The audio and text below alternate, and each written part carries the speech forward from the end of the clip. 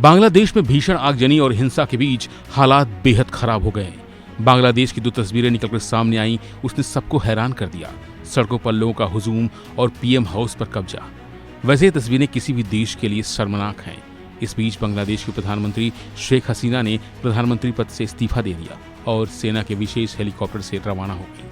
आज भले ही शेख हसीना को बांग्लादेश छोड़ना पड़ा हो, लेकिन एक वक्त ऐसा भी था जब उनके पिता शेख मुजीबुर रहमान ने बांग्लादेश की स्थापना की थी। 28 सितंबर 1947 को ढाका में जन्मी शेख हसीना अपने घर की सबसे छोटी बेटी थी।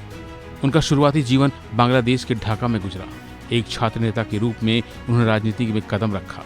शेख हसीना यूनिवर्सिटी ऑफ ढाका में भी स्टूडेंट पॉलिटिक्स में सक्रिय रही। लोगों की प्रशंसा मिलने के बाद शेख हसीना ने अपने पिता की आवामी लीग के स्टूडेंट विंग को संभाला। पार्टी संभालने के बाद शेख हसीना बुरे दौर से गुजरी, जब उनके पिता और 3 भाइयों की हत्या कर दी गई।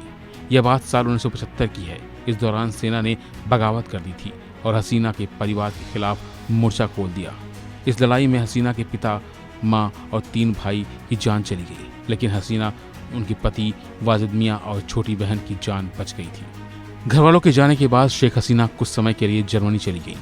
शेख हसीना के भारत की पूर्व प्रधानमंत्री इंदिरा गांधी से अच्छे रिश्ते थे।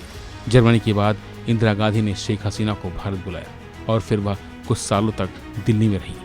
इसके बाद 1981 में शेख हसीना अपने वतन बांग्लादेश लौटी। बांग्लादेश जाने के बाद शेख हसीना ने वापस अपनी पार्टी ज्वाइन की और कार्यभार संभाला। अपने कार्यकाल में उन्होंने पार्टी के कई बदलाव किए। शेख हसीना ने 1968 में भौतिक वैज्ञानिक M.A. वाजिद मियाँ से शादी की, जिनसे उनको एक बेटा साजिब वाजिद और बेटी साइमा वाजिद हैं।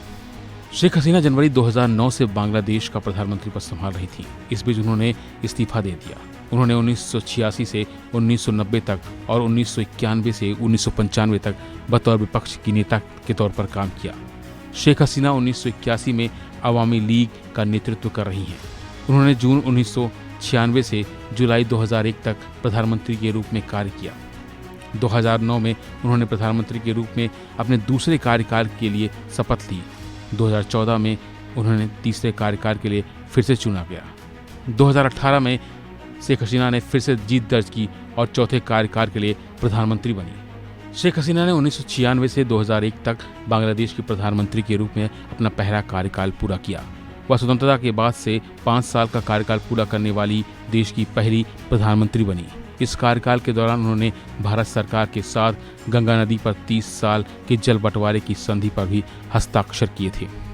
साल 2001 में आम चुनाव में शेख हसीना को सत्ता से बाहर होना पड़ा, लेकिन 2008 में वह प्रचंड बहुमत के साथ एक बार फिर बांग्लादेश की सत्ता में लौटी। 2004 में हसीना की रैली में ग्रेनेड विस्फोट के जरिए उनकी हत्या का प्रयास किया गया, जिससे वह बच गई। फिलहाल के लिए बस इतना ही।